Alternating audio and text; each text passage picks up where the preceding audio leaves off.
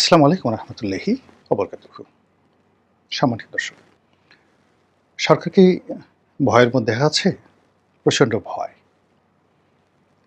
অথবা সরকার কি ভয় পাচ্ছে কিনা কাজকর্ম করতে? অথবা সরকার ভয় পায়নি, কিন্তু পর্দার আড়াল থেকে সরকারকে কেউ ভয় দেখাচ্ছে, এবং এতে করে যে সরকারি কাজকর্মের যে গতি, সেই গতিগুলো নষ্ট হচ্ছে। এই বিষয়গুলো নিয়ে আলোচনা করব। প্রথমত, সরকারের যে গত ৬০ দিন, সেই ৬০ দিনের কর্মের যে ধারাবাহিকতা, সেই ধারাবাহিকতা আপনাদেরকে বলছি।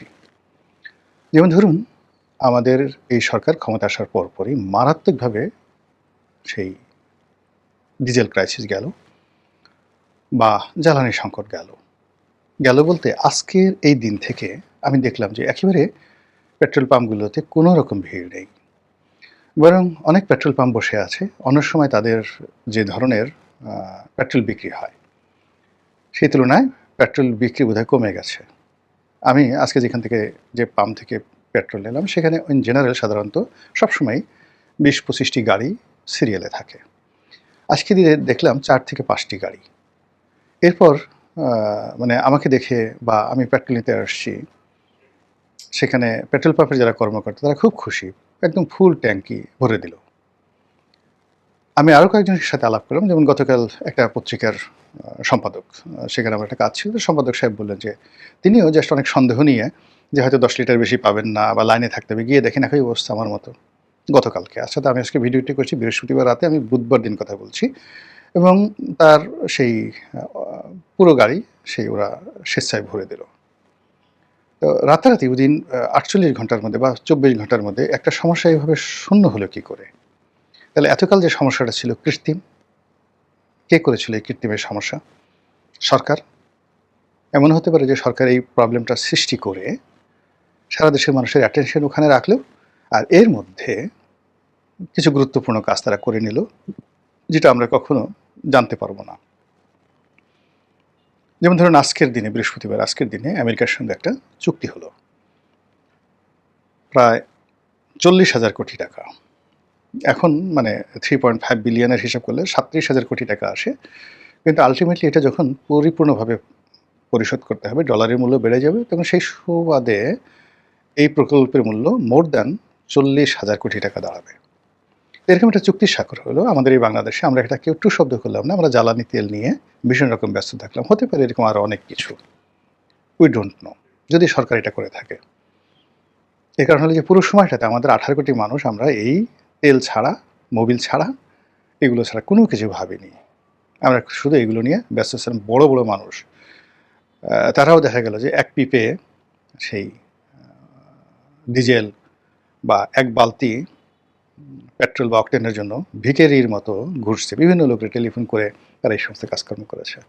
এর মধ্যে যে তার শরীরে ক্যান্সার আছে, তার যে ডায়াবেটিসের ইনসুলিন নিতে হবে, কিংবা তার যে কেমোথেরাপি নিতে হবে, এই জিনিসটাও ভুলে গেছে মানুষ। তেল নিতে হবে, গাড়ি ভরা তেল, তারপরে তার আরও তেল নিতে হবে। এভাবে মানুষ ছুটেছে। তো যখন এরকম একটা সমস্যার সৃষ্টি হয়, কৃত্রিম সংকট, এর পেছনে বড় একটা গলদ থাকে। হতে পারে সেটা। দ্বিতীয় যে বিষয়টি, সেটা হলো যে মুনাফাখোর, একেবারে সিম্পল মুনাফাখোর। আমাদের দেশের পেট্রোলের কনজিউম কত? যদি ২০ টাকা করে পার লিটারে এই সময়টাতে কেউ জমিয়ে থাকে, এবং এই গত ১.৫ মাসে কত লক্ষ নয়, কত কোটি লিটার তেল বিভিন্ন মানুষের হাতে গিয়েছে, এবং এই সুযোগে ২০ টাকা করে তারা লাভ করে ছেড়ে দিয়েছে। কেউ ২০ টাকা, কেউ ১০০ টাকা, কেউ ৫০ টাকা। তাহলে আপনি হিসাব করুন যে প্রতিদিন আমাদের কনজিউম কত কোটি লিটার। কত কোটি লিটার, আমি লিটারে আসছি। তো সেখানে যদি প্রতিদিন এরকম হয়, গিয়ে দেখুন যে এই ফুয়েলের এই ব্যবসা করে ২০ থেকে ২৫,০০০ কোটি টাকা হয়তো অনেকে মেরে দিয়েছে। একটা সিন্ডিকেটে কাজ করেছে। পেট্রোল পাম্প ওনার যারা আছে তাদের মধ্যে কেউ কেউ এই কাজ করেছে, যে সারা বছর আমি যে কমিশন পাই, ১ লিটার পেট্রোল বিক্রি করলে আমি ২ টাকা বা ১ টাকা কমিশন পাই। তো সেখানে আমি ১ লিটারে যদি আমি ২০ টাকা সেভ করতে পারি, আমি ৫ বছরের সেই লাভ, এই শুধুমাত্র যাকে বলা কৃত্রিম সংকট সৃষ্টি করে করতে পারে। এটা যে হয়নি আপনি বলতে পারেন না। এর সঙ্গে বিদেশি চক্রান্ত থাকতে পারে অথবা মিসম্যানেজমেন্ট অনেক কিছু থাকতে পারে। কিন্তু হোয়াট এভার মেবি, বাস্তবতা হলো যে আমরা ভয় পেয়ে গিয়েছিলাম। হয়তো সরকার ভয় পেয়েছিল, অথবা সরকার আমাদেরকে ভয় দেখিয়েছিল, ইত্যাদি ইত্যাদি, অথবা সরকারকে কেউ ভয় দেখিয়েছিল। ভয় এমন একটা বিষয়, ভয় মানুষের বিবেককে নষ্ট করে দেয়। ভয় মানুষের চিন্তার শক্তিকে স্তব্ধ করে দেয় এবং মানুষের যত আভিজাত্য রয়েছে, মানবিকতার আভিজাত্য রয়েছে, সব আভিজাত্য মানুষ ভুলে যায়। বয়স্ক মানুষ জীবনে যে কখনো কাঁদেননি, সম্মানিত মানুষ, তিনি ভয়ে কান্না শুরু করলেন। যে মানুষ সুস্থ সবল দেহের অধিকারী, মুহূর্তের ভিতরে ভয়ের কারণে তার ডায়রিয়া শুরু হয়ে যাবে, কাপড় চোপড় নষ্ট হয়ে যাবে। অনেক বড় বড় মানুষ দেখা যাচ্ছে যে 1 সপ্তাহ কোষ্ঠকাঠিন্যে ভুগছে। আপনি তাকে ভয় দেখান, ভয় দেখার সঙ্গে সঙ্গে দেখবেন যে ডায়রিয়া হয়ে গেছে এবং কাপড় চোপড় নষ্ট করে পুরো রক্ত আমাশা করে ফেলেছে। এই হলো ভয়। মানুষের ভিতরে যখন ভয় থাকে সে কোনো কাজ করতে পারে না, কথা বলতে পারে না, তার সব কিছু এলোমেলো হয়ে যায়। এই জন্য ব্যবসা করতে মানুষের হাতে যেই ইনস্ট্রুমেন্টগুলো রয়েছে, যা দিয়ে খুব দ্রুত টাকা উপার্জন করা যায়, সেটার 1 নম্বর হাতিয়ার হলো ভয় দেখানো। সব জায়গাতে, সারা দুনিয়াতে, এই যে যুদ্ধ বলেন, যা কিছু বলেন, এই যে ভয় দেখিয়ে মানুষের অর্থ লোপাট করা। এই যে এখন যে আমেরিকাতে যুদ্ধ হচ্ছে, আমেরিকা ইরান যুদ্ধ হচ্ছে, ইউক্রেনে যুদ্ধ হচ্ছে, দেখবেন 2-3টে রাষ্ট্র ভয় দেখিয়ে এই সমস্ত পৃথিবী থেকে অর্থ তারা তুলে নিয়ে যাচ্ছে।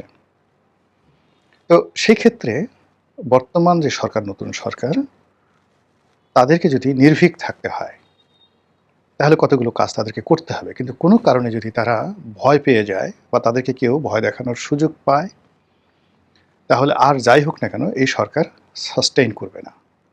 কোনো অবস্থাতেই এই সরকার টিকবে না যদি তারা ভয় পেয়ে যায়। 2 নম্বর হলো যে তাকে যদি কেউ ভয় দেখানোর সাহস পায়, সুযোগ পায়, তাহলে এই সরকারের যারা কর্তা ব্যক্তি কখনো তারা সম্মানও পাবেন না, মর্যাদাও পাবেন না, স্থির হয়ে দাঁড়াতে পারবেন না। যেখানে যাবেন তারা অপমানিত হবেন, লাঞ্ছিত হবেন, লোকজন তাদেরকে নিয়ে ট্রল করবে। এবং যেভাবে ধরুন একটা বাঘ, তার দাঁত নেই, তার নখ নেই এবং সে তার থাবায় অতটা জোর নেই। আপনারা তো জানেন যে বাঘের যে সামনের দুটো পা, যেটাকে থাবা বলা হয়, এটা এতটা শক্তিশালী যে ওর নখ হলো প্রথম শক্তিশালী, দাঁত দ্বিতীয় শক্তিশালী, আর তৃতীয় হলো তার এই থাবা। সে থাবা দিয়ে যদি আপনাকে একটা থাপ্পড় মারে, মুহূর্তের মধ্যে আপনি মরে যাবেন, 1 সেকেন্ডের মধ্যে আপনি মরে যাবেন, আপনি বাঁচবেন না। তো সেই থাবা, তো দেখা গেল বাঘের দাঁত এবং নখ নেই কিন্তু থাবার জোর আছে, সেটা আপনার জন্য ডেঞ্জারাস, ভীষণ রকম ডেঞ্জারাস। তো এরকম একটা বাঘ আপনাকে চিনে দিল সেই বাপুরাম সাপুড়ের মতো, যে বাপুরাম সাপুড়ে, কোথায় যাস বাপুরে, আই বাবা রেখে যা দুটো সাপ রেখে যা, আই বাবা দেখে যা দুটো সাপ রেখে যা। যে সাপের চোখ নাই, নাক নাই, কান নাই, কিছুই নাই, কেউ ফোসফাস কিচ্ছু করে না, আমি ইচ্ছা মতো তাকে মারতেছি। একটা সরকার যদি এরকম ভয় পেয়ে যায় তাহলে সেরকম সে নখ, দাঁত এবং থাবাবিহীন একটা রয়্যাল বেঙ্গল টাইগারে পরিণত হয়।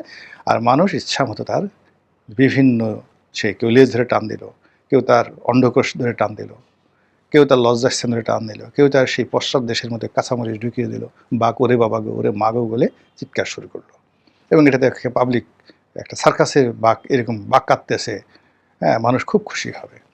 সেভাবে সাম্রাজ্যবাদের শক্তি তারা সবসময় করে কি দুর্বল এবং অনুগত সরকার চায়, যারা সারাক্ষণ ভিতর সন্ত্রস্ত থাকবে, এর পা ধরবে, ওর পা ধরবে, সারাক্ষণ অপমানিত হবে, লজ্জিত হবে, লাঞ্ছিত হবে, কিন্তু ক্ষমতা ছাড়বে না। আর এই কাজটি কেবলমাত্র করা সম্ভব ভয় দেখিয়ে।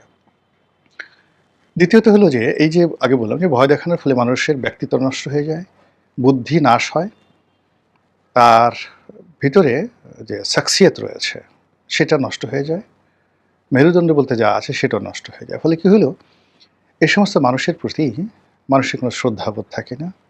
ফলে এই রাজা, এই বাদশাহ, মন্ত্রী, মিনিস্টার, প্রধানমন্ত্রী, এই ধরনের যারা ভয় পেয়ে যান, তাদের গলায় রশি দিয়ে যখন বিদেশি প্রভুরা টানাটানি করে, তখন তাদের পক্ষে বাংলার জমিনে একজন লোক একটা উহ শব্দ করে না, চু শব্দ করে না।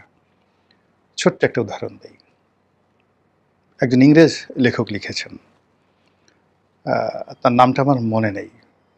নবাব সিরাজদৌল্লাকে যখন মুর্শিদাবাদের রাস্তায় ঘুরানো হচ্ছিল। কি একটা নির্মম যুদ্ধ! চিন্তা করেন, বাংলা, বিহার, উড়িষ্যার, মানে বাংলা বলতে এখন বাংলা, পশ্চিমবঙ্গ, পূর্ববঙ্গ, পশ্চিমবঙ্গ, তার সঙ্গে পুরো বিহার, তার সঙ্গে উড়িষ্যা। এটার সম্রাট 1757 সালের সম্রাট, রাজা, মহারাজাধিরাজ।